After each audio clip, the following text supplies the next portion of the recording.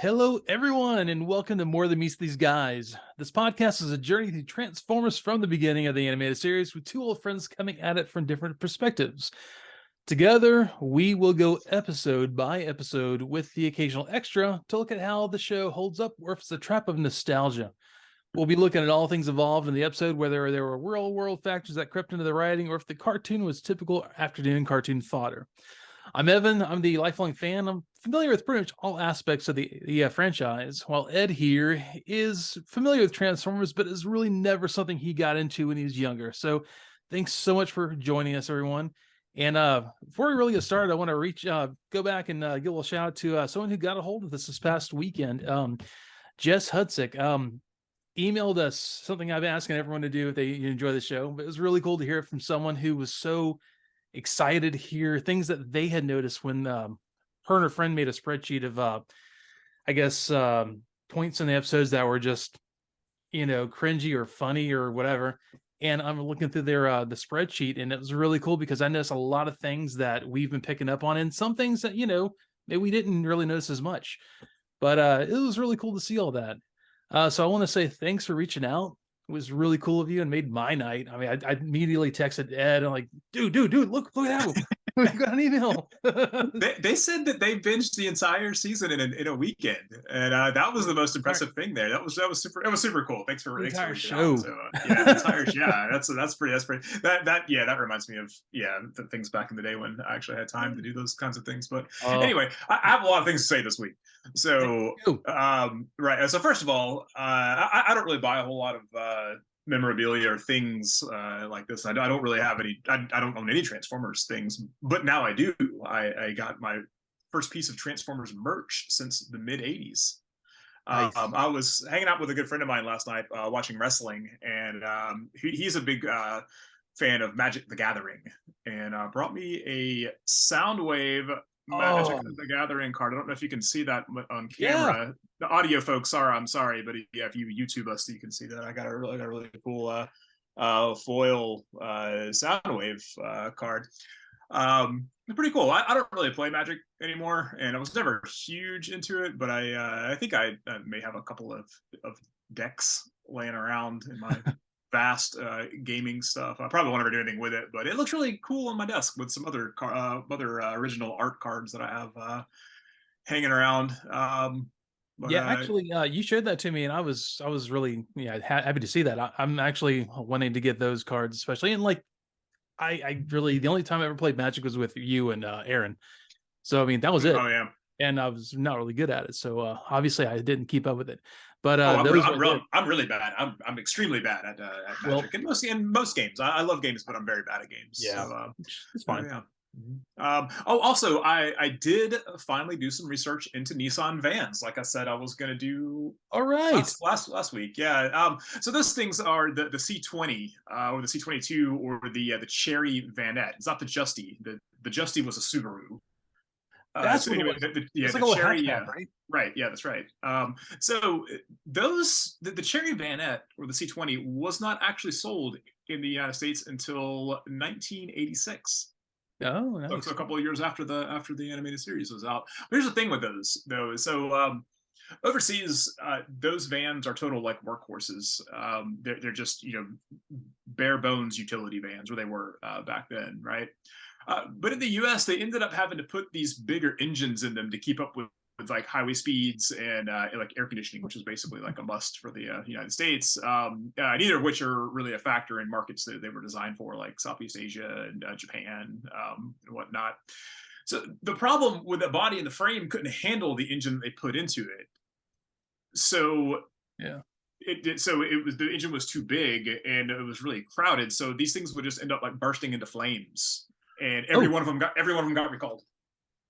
They had the Pinto problem, huh? They did. Yeah, everyone got recalled. So, but yeah, so yeah, I finally got that out of my system. I was really happy to finally do some research into Nissan vans. Cool. So I was talking to a friend of mine a couple of days ago about things related to this show, and somehow he brought up Jace and the Wheeled Warriors, which we talked about a little bit. And man, that show's theme song, so good. it's one of the best theme songs in all of cartoons. It's so good. It's something that you think you'd hear in like a training montage on like Rocky or Bloodsport or something like that. It's great. It is like, or some Karate Kid thing, like you're punching like big slabs of meat or something like that for while your coach is there or whatever.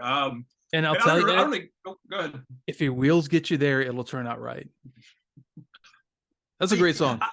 I don't even care about the show. I just want to hear that theme forever. Like I want that on like my gym mix. I want to be able to work out to the show, to the song, and I can't because it's not like an iTunes or whatever. So yeah, you have any weirdly favorite theme songs from cartoons or shows or whatever? Anything? I'll tell you, go off on a quick tangent real quick. But yes, there's actually there's those compilations on YouTube I'll check out every so often that were kind of, gets that nostalgia going. But one of the funny things about the theme song for Transformers, I was actually watching a YouTube video about this. It is so maddeningly timed. You can't time it. Because it's such a cobbled together remix. The opening song, the original, the first season, it is timed, and then it changes time immediately. It changes time again. It jumps around so much because it was a cobbled together, sort of thing really fast. You'll notice subsequent seasons actually flow a little better. But that's just a complete side note. But yeah, there's Jason the Wheeled Warriors is one of my favorite ones to listen to. But there's also a show that I didn't ever watch. I don't know why I missed it somehow, but the theme song is great. It's The Adventures of the Galaxy Rangers. Check that one out. Oh yeah. I remember that. I remember that show. I thought it was a pretty cool show. It's a nicely animated show though. The opening for that is beautifully animated, like top notch, and the song's great. I mean, there's so many. I can watch that. I can watch opening theme songs for like half an hour, just straight on. They're great. Anything else that really jumps out at you like that? You know what? Though, strangely, I hate the theme for Robotech. Really? Can't stand it. Yeah, it's very bad. And there's a lot more that I want to say about that, but I don't think I really have time to go into it here. I'll tell you. We'll have to touch on that on the Robotech episode. Yeah, that theme song, the beginning of it, the way it starts, absolutely love it. As it goes on, I don't care as much. The opening of that gets me. I see the where he's coming up through the launch to the deck, the light going over his helmet. That I can remember that so vividly. And the show itself, I didn't really watch as much, but I love that opening. So yeah, we're way different on that one. Anyways, I don't like the music, but the opening clips are cool, and I think it's well put together. But I just don't really care for that music. But I mean, I guess like I don't know, like Stranger Things. I guess like the best one because like that style of music is up my alley. Lo-fi electronica. Yeah, but a super underrated '80s theme is to me, and one that people forget about is Tales from the Dark Side. Oh yeah, it's one of my more favorite shows that's kind of gotten forgotten. But that theme, I swear to God, is one of the creepiest things that I have ever heard in my life. And in a lot of ways, I think that theme paired up with the opening video of that show, it's a lot scarier than a lot of the episodes of Tales from the Dark Side because I love the show and all that. Man. I actually, when I was younger, when that came on TV, it would come on like 11 o'clock, 12 o'clock at night. Right. And, the opening of that scared the heck out of me. And it has a kind of like the trees, you go down the road, it has the trees and they kind of change the color. Yeah, that opening was great. It really was freaky. That narrator with man lives in a world. Like, dude, it's so good. But yeah, I mean, I love the show and all that, but some of those episodes are pretty cheesy, but in a way that I like, which is, I mean, I like the show a lot, even the cheesy episodes, but they were not always terribly scary. But I think that's, I don't know, that's probably Real Warriors. I mean, there's a good one. There's so many good ones. I mean, we remember a lot of these things. Like we'll always remember. I mean, Teenage Mutant Ninja Turtles. That theme is always in my head. There's a bunch of other. That theme, like I love that cartoon, but that theme is such a earworm, and it's not good to me. No, it's not. It's not. Just, no, it's I can sing it to this day without. I haven't seen that show in so many years, but I can still see the theme song. Oh, every lyric, It just flowed really well, and it was not a good song, but it worked. It worked, man. It's Raphael is like cool but rude. Michelangelo's a party dude. But, I don't have a dumb transition this week because the name of the episode is just search, and I didn't even I was like, that would just be too much of a stretch to do this. Yeah, but, that was. I was wondering how you're going to do that. I was listening to you go along, but yeah, it's Ultimate Doom Part 2. Well, Part 2, but you know what I was gonna do. Well, actually, you know what? I do have one. I'm gonna save that for next week, though. So y'all tune in next week. But so Ultimate Doom Part 2, Search. This one written by our friend Baron Douglas Booth, who we've talked about. The Baron. Along with Bryce Malek, who worked on Defenders of the Earth, which, speaking of theme songs, earworm of a theme song. And I like that show a lot at the time. That kind of came out of nowhere and pulled a lot of classic characters that they like, but it didn't seem hokey because those were like old characters. Like we got the Phantom in here, which is was like you and I, you've we game for a while, years and years. But one of our favorite things to do is pulp gaming. Right. And we had such a good time. That is a pulp show. As a pulp. It really is, but I didn't get that when I was a kid and I watched it. I didn't really get that. It didn't seem like, it didn't seem like, some old thing or something like that. But I thought it was fun. Main writer on this one was Earl Kress, who wrote a lot of Tiny Toons, Animaniacs, Pinky and the Brain, and that kind of thing. But he also wrote a single episode of the new Leave It to Beaver, which for some reason was a show that I watched that show religiously. Really? I don't know. Which is really weird. I mean, I watched a lot of the original too on like whatever, like proto Nick at Night that it came on. Yeah. With like Toby Gillis and Dick Van Dyke and like Gilligan's Island and that kind of stuff. But like when I was 12, I was really excited for the new Leave It to Beaver for some reason. And I checked out like 5 minutes of an episode earlier today, and it's the worst thing I've ever seen. It is the most boomer show, and I think it was just that I had Stockholm syndrome from Superstation TBS, from Channel 7 TBS. God, and I was just like, well, wrestling comes on in 2 hours, so I'm just going to turn on Channel 7 and watch whatever's on Channel 7. Right through, man. Like I might watch an Atlanta Hawks game. And like, I didn't really care about the Hawks, but I'll watch a Hawks game when I was 12 years old, just because I got to watch NWA, got to watch Ric Flair at 7:05 p.m. I got something to bring up also. Hey, you're a big fan of the I don't know, there were weird colloquialisms that they bring up the show, like selenium shin guards and that sort of thing. I was a friend, Black Zarek. He brought up. Basically, he did a little deep dive into those things, and Ron Friedman is kind of the punch-up guy on the scripts. And the scripts, were sent out, and he'd go in there and add these little colloquialisms to the show, like just like one-off things, kind of pad the script a bit. So Ron Friedman would be your guy who's responsible for doing that sort of stuff, and he had a lot to do with Transformers and a lot of other shows, but also on top of that, how you're talking about, Laserbeak is, he's like the interns in here doing the Laserbeak squawk that day. Right. So I found out a few things. I was like kind of digging around, talking to some people, and Laserbeak is actually voiced by Chris Latta, who does Starscream, also does Wheeljack and Sparkplug.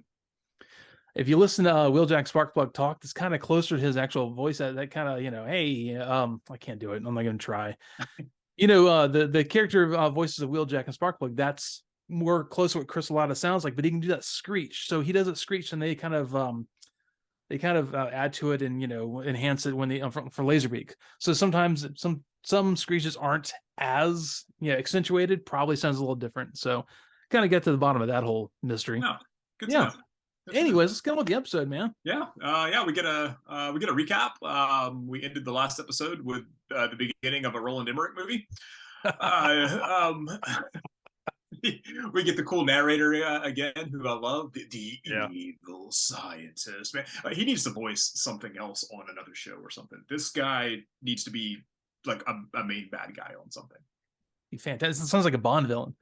He does sound like a Bond villain. He sounds fantastic. I love it. In the opening of this episode, you see a really good image of Cybertron up in the horizon. It looks really good. It looks like a kind of a matte painting, like oil painting in the back. and beautiful, like way different from that crayon and color pencil drawing we saw at the end of the episode when it came to orbit.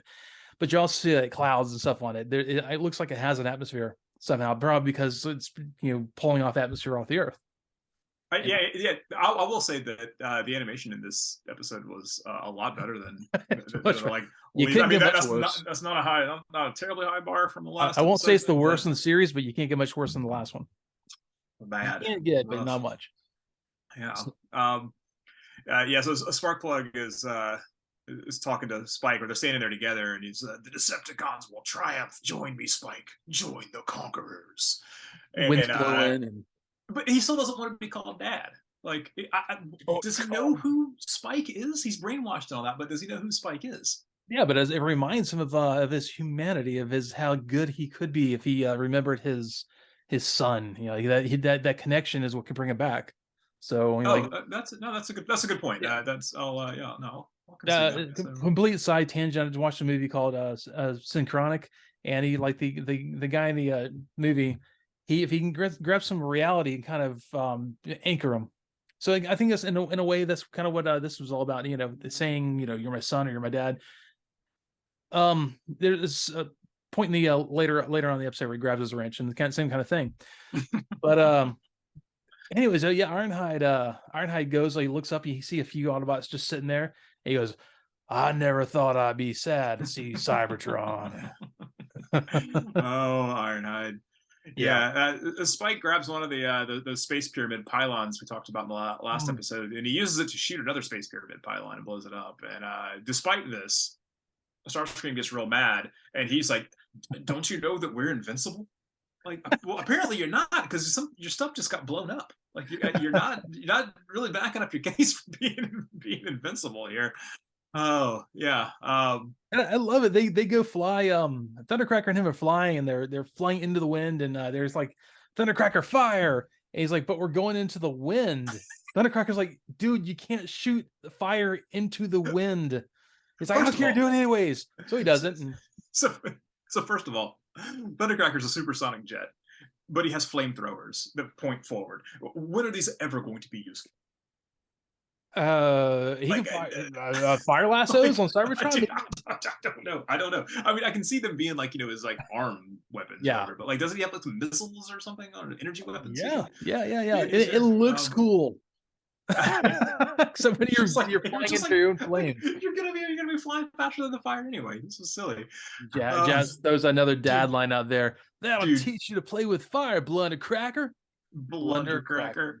But see, what's funny about that scene is that Jazz and I think it's Ironhide or Trailbreaker, the Trailbreaker that are standing there. Trailbreaker's there laughing with them. Yeah, they're just standing there. It's like the middle of this battle, and they're just standing there like all casual and like cracking dad jokes and laughing. I've heard of a hot foot, but never a hot nose. Dear God. Right around this time, also, Ravage straight up takes Optimus Prime to the ground. He rear tackles him and knocks him to the ground.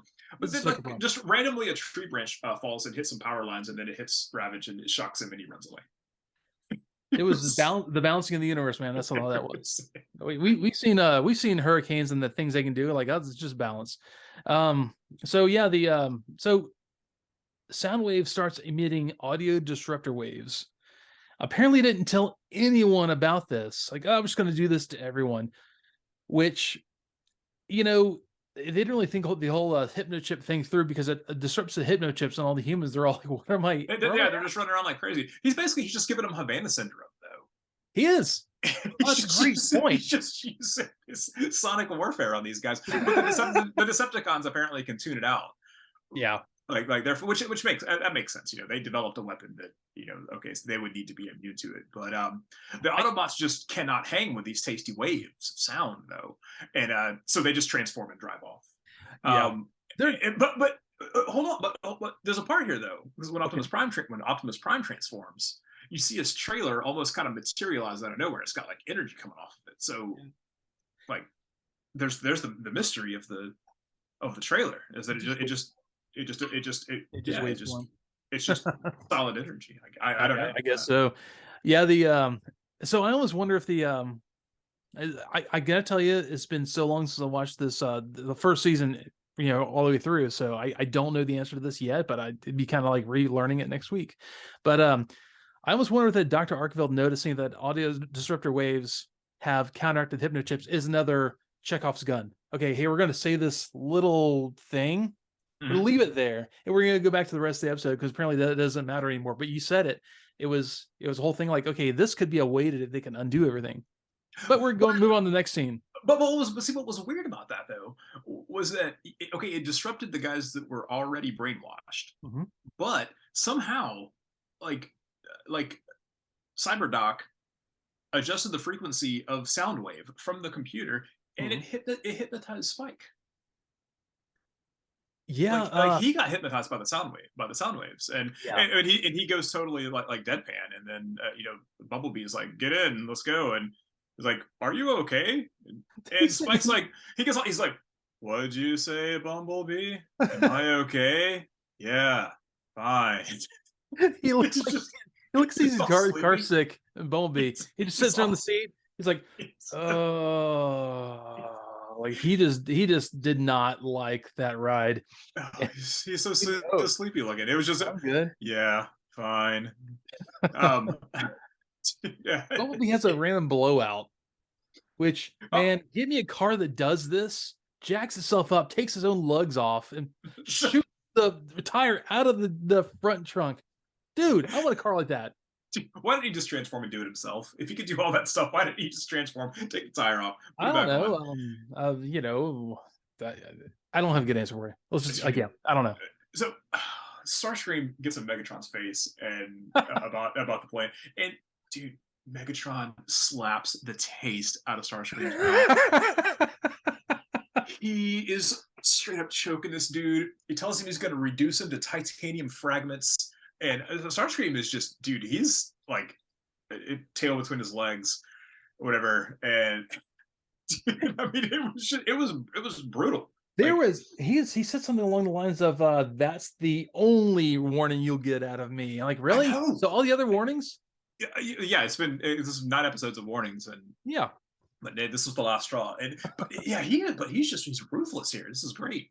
He's pissed. Yeah. Power Glove Doc is making some more slaves. And Megatron, and he tells him he's talking to Megatron, and Megatron tells him, "Spare me your pomposity." Like he doesn't want to address this guy by his title or anything like that. This is great. So he's getting Dr. Arkville. Megatron has said, "I'm gonna eat some more raw material," and he sends Laserbeak after Spike. Laserbeak sounds like a TIE fighter.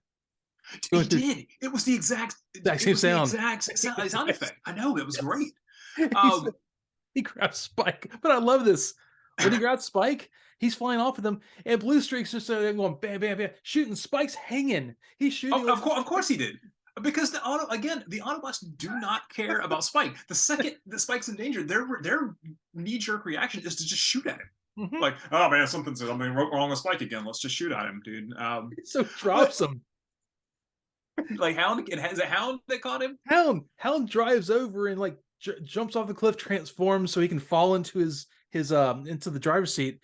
Apparently, completely unscathed, not even bruised. So great plan, guys. Anyways, before this, a little before this though, at the end of the last episode, like Dr. Powerglove was just mad at Megatron because Megatron's plan was going to destroy the Earth. He's like, "Well, you didn't tell me the whole thing was going to destroy the Earth. That we were going to have, like the movie 2012 going on. You didn't, I didn't know about this." So, but now they just patch things up, and now they're fine. Now they're just villain bros again. And but as a matter of fact, and up to this point in the show, there hadn't been any mention of those disasters that were such a big deal at the end of the last episode. Like I mean, the sky was dark, but that was really about it. Vanilla rainy. But then there was a bit with like Optimus Prime and Ironhide were driving, and the weather was so bad they couldn't see. And Optimus Prime, he's going to deal. He doesn't care about this weather. He's going to reverse the polarity of his windshield. Because that's how he can see. Yeah, so he can see better. And meanwhile, Jazz just has like a magnet, and he's like towing himself behind Ironhide. Like this, he's just back there scatting, and he doesn't, dude, he doesn't care. Come on, He doesn't. he's like, I'm gonna use my magnetic tow cables and just cruise with you. He said something along those lines. It was great. Somebody called Laserbeak a beryllium buzzard. That was good. They call him a tinfoil turkey later on too. That was also good. But now Spike's just not brainwashed anymore. Yeah, he's came out of it, I guess. Okay, so something also here, back where I was a few minutes ago, where Hound catches Spike. Mm-hmm. Spike's like, but we gotta get Bumblebee. He's fallen in the where the earthquake went off, and so they go over there, and it is Windcharger, it is Blue Streak, and Hound. And Hound's over there with this weird device trying to find, like, oh, okay, he's very faint, but I found him. So Windcharger. No, Windcharger. That's the blue. He's like a blue and no, he's like a red and silver Camaro. He has like kind of a squared off head. Yeah. Oh, he's a gray and red guy. Yeah, she has a tractor beam. He has a tractor beam. Okay, so his whole thing is he uses magnets. That's his whole thing. His character is like always like uses magnets to do different things. But for some reason, he's got like a bullhorn that is a tractor beam. So one off. Yeah, it checks out completely. I mean, like the rest of the show checks out. I mean, come on. So, so they dig him out, and it was Prowl that was there. It was some 280ZX. He was there. It was a Blue Streak, yeah. Blue Streak. Okay, so he's laughing at him, and he's like, "You look, somebody mugged your manifold." Ha ha ha! And he's just making fun. Like Bumblebee almost dies. Yeah. And his friend is just sitting there, like literally just making fun of him. Well, like I've told you before, Blue Streak isn't named Blue Streak because he was colored blue with a silver hood. No matter what you think you saw, he just talks a lot. He talks with Blue Streak. He was blue with the silver hood. I swear to God, son. You saw him on the instruction panel. No. Okay. I'm telling you. Back to the episode. I'm telling you. My memories of 1984 are crystal clear. I tell you. You know, there's I don't know. What's that? There's a syndrome for that, right? I also had the Boba Fett with the shooting missile. Yeah, everyone did. Like, I got it at home. I can't bring it. My dad won't let me. Yeah. We all did. My uncle at Nintendo has given me all the cheat codes for. So later on, the first shipment of cubes is ready, and Megatron is using human slaves to gather, or as a cover for the cubes. So I guess he hasn't seen the Autobots in action again, like trying to protect humans, because he thinks the humans being in the way is going to protect the cubes. They have no problem shooting people. They'll shoot around them and almost hit them. Okay. Yes, you are correct. However, it has been proven a few times in the past in this show that anytime there are times where Megatron does some kind of villain stuff, and then Optimus Prime shows up and he's like, "Oh, I can't shoot at you because there's humans there." Yeah, and they shoot at Spike. They'll shoot at Spike all day long. He's different. He thinks he's people. Okay. Right. Yeah. Because he's just an Autobot with that skin. But no, that actually made sense. That was good villain reasoning. And so it's like, we're gonna put Spike. We're gonna load up Skywarp with Energon cubes. Sorry, everyone, if it was a weird glitch in there. I personally had a brownout here, so just changed everything. So let's get back to it. Anyway, so the Autobots are obviously having trouble with the elements. They're Optimus Prime is talking about having reverse polarity on his windshield to repel hail and rain and all that sort of stuff. So Wheeljack has a brilliant idea.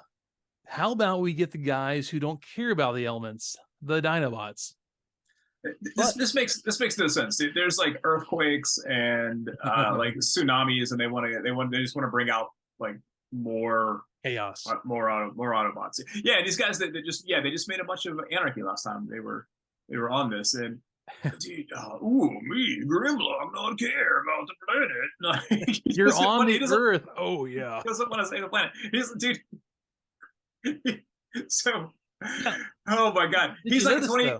He's like a Megacorp CEO from 2022. This guy doesn't care about the planet, but then he has to like Wheeljack's like, wait a minute, hey bro, you live on the planet. The planet. Yeah. Like, can we just have Wheeljack speak at the UN the next time we have some sort of an environmental crisis? Like, you live here, guys. You're gonna need the Earth around a little longer. Oh yeah. Okay. You're probably worry about climate change. Okay. Can't just stomp around. So the thing is, there's two more Dinobots than we've actually been introduced to yet. They're just there. this goes to show you the production like release dates of season 1 were always kind of messed up. Oh, I have questions about this in a couple of scenes here, but I know what you're talking about. Spike finds his dad's wrench and he gets all emotional about it. So, my dad's favorite wrench. He gets choked up about this dad's favorite wrench, man. I mean, yeah. So, well, that was his wrench. They had the little punch label put on, like right. Plug Witwicky, right. Journeyman, so, everything. Platform, what's Crystal Miner and Taylor for large robots. Oh man, so the Roland Emmerich movie starts going on in the inside of the Ark, and dude, Optimus Prime's solution to every problem, transform, guys. Is every time something goes wrong, guys, transform. Come on, we gotta transform and get it and roll out. Like a nervous let's do this. Dude, it must be. He's just constantly, all right, hey guys, it's up to transforming. Oh, transform, guys, transform. So they get out of the Ark, and the volcano in the Ark has become active again, and it blows up. But it throws, and there's 3 Autobots, just throws them out of a thing, and they're just tumbling through the sky. It's so funny. Like there's like Ratchet and 2 other guys. I think. Yeah, Ratchet, Puffer, Windcharger. Dude, these guys are just like. Oh, they're tumbling to the sky. It was so funny. I think Ironhead goes, holy halogen luminators. I missed that. That's good. Yeah. But then I'm like, well, there's this mystery dude here. I'm like, wait a minute. Is that Jetfire? Wait a second. You mean the episode that we skipped that I brought up, Fire in the Sky? Because it wasn't released yet. So, right. Yeah. So yeah, I'm like, oh no, this is Jetfire. This is Skyfire. Yeah, this is which I know that there's some we got some really good info from one of the guys in one of our groups that once that episode comes out, I think we should touch on that a little bit. Yeah, definitely. But so this is a case of this airing after the debut of Jetfire or Skyfire. Or Fire in the Sky Jet debuted before SOS Dinobots, I believe, which is why I had actually watched Fire in the Sky previous to SOS Dinobots. And yeah, it was all kind of messed up. They when you see in the streaming services, like I'm watching on Tubi, I have it on DVD and Blu-ray and all that sort of stuff. It doesn't matter. I still watch it on Tubi because I don't want to dig out DVDs. So anyways, the way it's on there, it's kind of in a chronological order, but the way it actually premiered is the way we're doing it. So yeah, okay. Skyfire, he was just there hiding in the closet the entire time. I'm just gonna come help now. It just shows up. Like Swoop and Snarl. Yeah. Prime tells Ironhide to go turn the volcano off. I love this. This is not how volcanoes work, man. I'll get right on that. Optimus Prime apparently also a 2022 Megacorp CEO, or maybe he would just go on to be a Captain Planet villain at some point, because this guy just has no idea how the Earth works. I'm actually shocked that Ironhide didn't go, let's bring in some liquid cooled nitrogen and shot some liquid cooled nitrogen into the volcano. I was waiting for that. No, that would have made sense. But what was funny about it is that he drives off, and then and they're like, "Well, what's he gonna do, Optimus?" And Optimus Prime's like, "I don't know." He just, I don't know. I'm just sitting there to do something. Like, I don't know what you're supposed to do, but just go do it. Good luck, buddy. I don't know what you're gonna do, but do it well. Dude, he's the worst boss. Starscream's a better boss than Optimus Prime is at this point. Ooh, that's pretty strong words, man. Yeah. Speaking of that, though, speaking of Starscream, back in the Decepticon base, there's a seaquake going on, and there's sediment going down the mountainous mountain under the ocean next to the Decepticon base. And the Decepticon base starts tilting like this, and Thundercracker has like a bunch of Energon cubes in his cockpit. It's open. He just starts sliding back. Like he has no ability to stop sliding. And he slides, and like Energon cubes start flying everywhere, blowing up. And Starscream starts giving Megatron such crap about it. And he's just like, look, good plan, boss. Didn't he get his final warning earlier? Yeah, he did. Yeah, he's been on probation this whole episode, and he had his final warning, but now he's getting another final. Man, his come up is he'll come up eventually. But yeah, so let me look back at my notes here. Spike is holding Sparkplug's wrench when suddenly the volcano is becoming active again. The volcano is empty, like you were talking about before. The volcano, there was an empty skylight going out of the ship. There was a side door on the ship going out of the side of the mountain. It would have come out. Yeah, it would have come out of there first. Yeah. That's fine because the Dinobots decide that they're going to stop all these disasters. And so one of them like walks into some waves, and I guess this just dissipates the waves. I don't like so one of them bites down. Well. They are, because one of them bites down a tree, and that apparently fixes some stuff. And then there's like a giant fissure in the earth, and it's cracking open, and one of them just kind of straddles it and stands there, and just keeps it from what are these guys doing?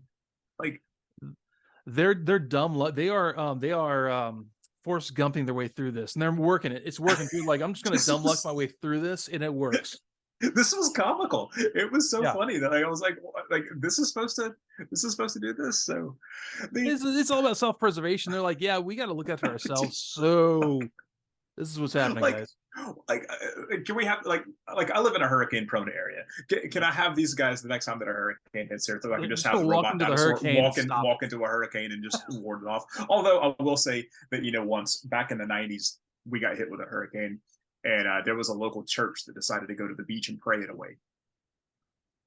Yes, I completely back you up there, because I remember this too. I didn't have power for a week. It was I think it was both, actually. Oh, okay. Yeah. No, apparently not. Man, so Skyfire is huge. Yeah, he transforms, because he's like a little bit bigger than Optimus Prime when they were in robot form, but they transform, and he's like a full-blown transport. He's got like a ramp, he's got like a Millennium Falcon ramp and all this stuff, and they all load up inside of him. He's I like to call it space taxi. That's pretty much what he is.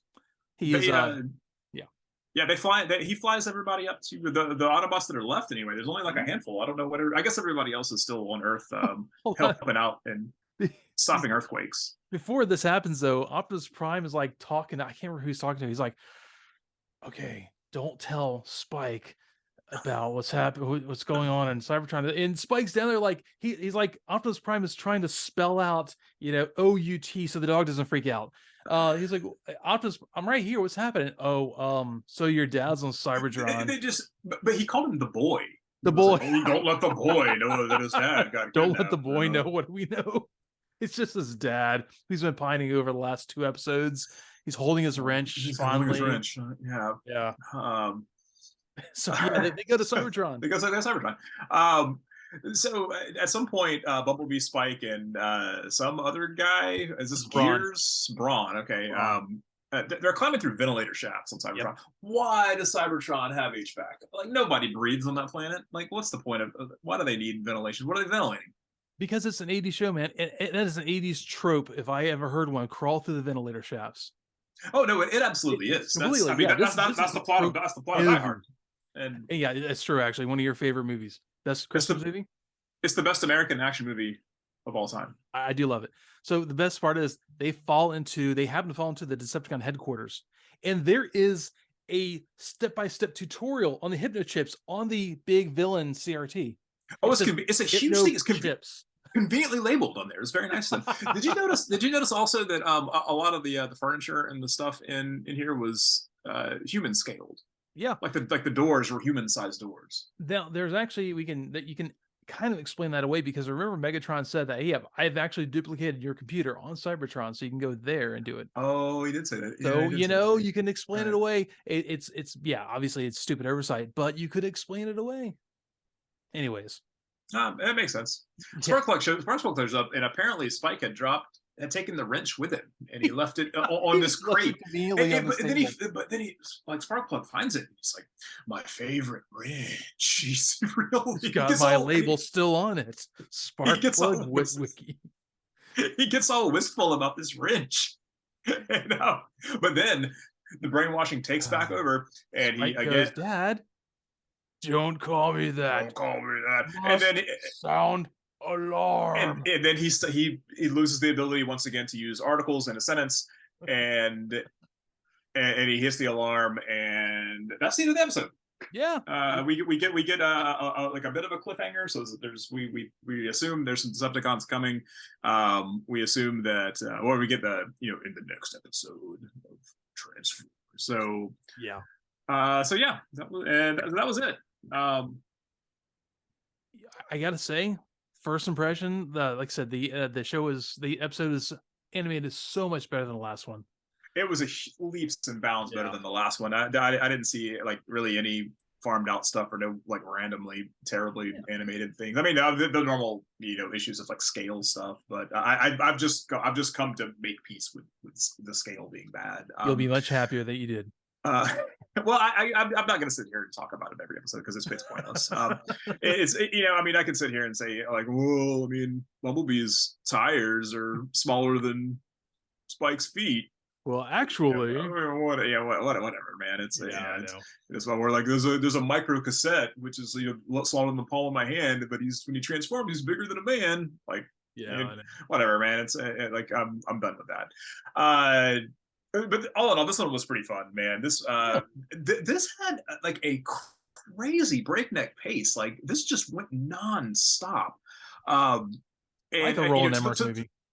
Like a Roland Emmerich movie, yeah, exactly. So we would get the day after tomorrow here.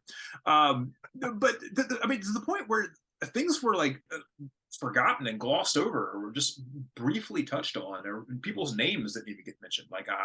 There were like multiple dudes that did things that I didn't know. Like I don't remember this guy's names from episode 1, and they didn't say they didn't say Braun's name again, or Gears, or Huffer, or any of these guys. I don't like.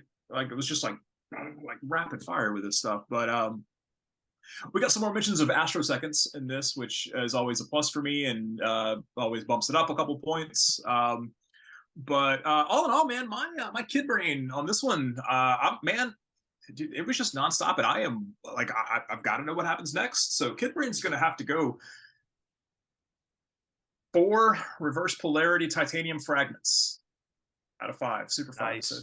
Super fun episode. Yeah, you gotta make sure you can see your windshield, because that's where your eyes are. Yeah, man. Honestly, this is one of those episodes. It was almost. It's too bad that it aired out of order, because this is one of those episodes that is a culmination of all these characters that we have been seeing during season 1 showing up and doing things like Skyfire, like the other 2 Dinobots. It's like all hands on deck. Like when you have like an Avengers Assemble moment, that the everything going on is so dire that everyone gets brought in and their own special abilities are used.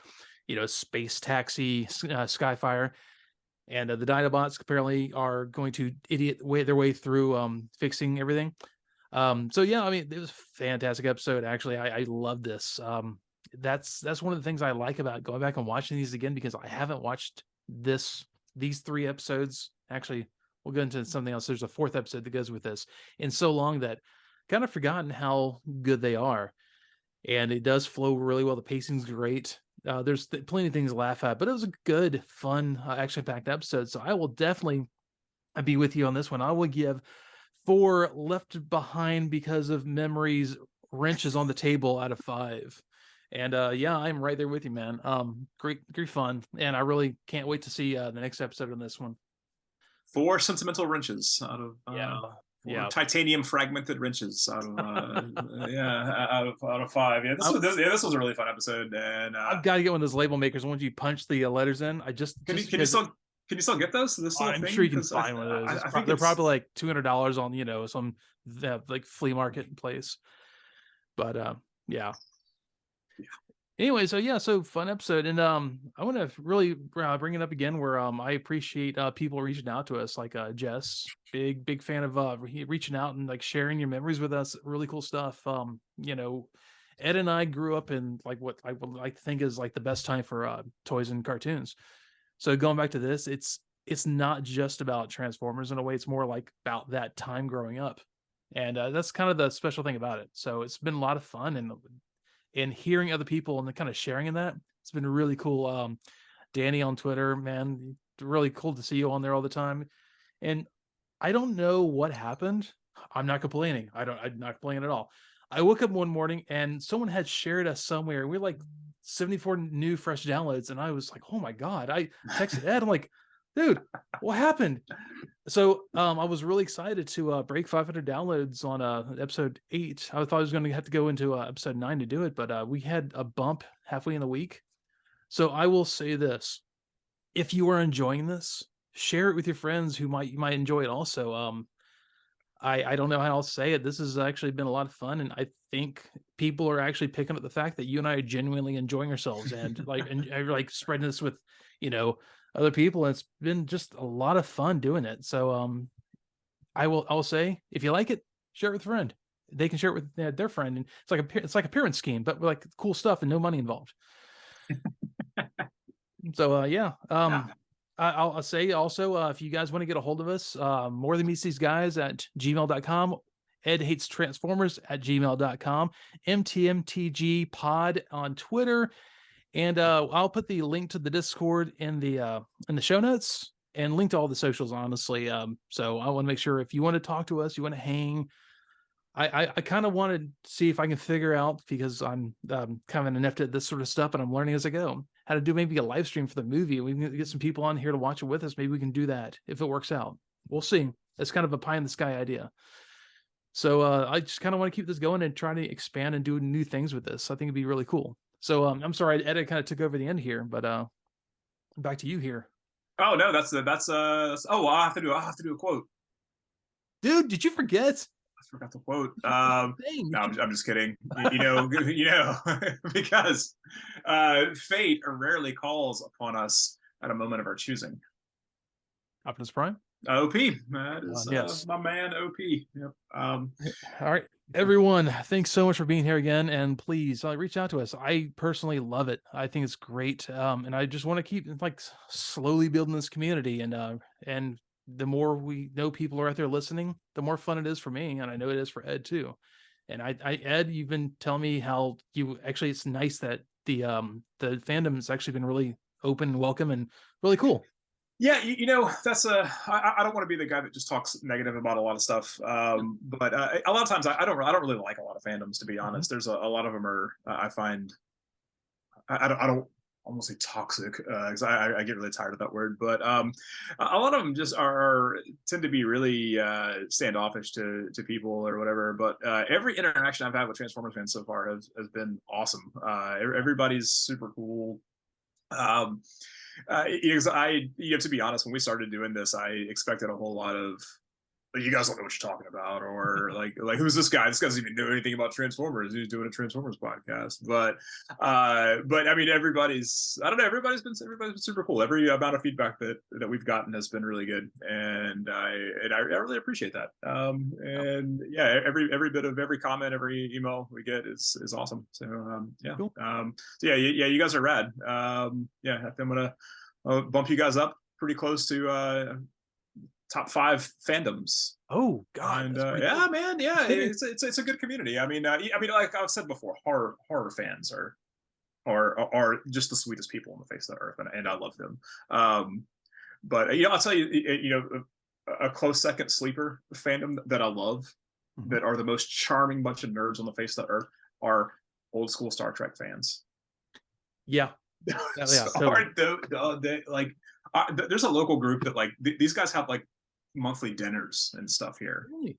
Yeah, cool. Yeah, they have an event called Dinner at 10 Forward, and I don't go to these, mind you, but it's very cool that they go to like restaurants, and they're great, like a banquet hall, and they show up at in like these full like Starfleet uniforms and stuff. Cool, and I'm like, man, that's really cool. That's a charming little thing, and I really like it. I like that it exists. It's not really, like I said, I don't think that's for me. I like Star Trek. I really like Star Trek, but I mean, I don't know. I just don't. I don't think I engage on that level with a lot of a whole lot of things. So I mean, but yeah, I mean, no, Transformers guys, y'all are rad, and keep it up. And we will see you all next week. All right, sounds great. See you all later.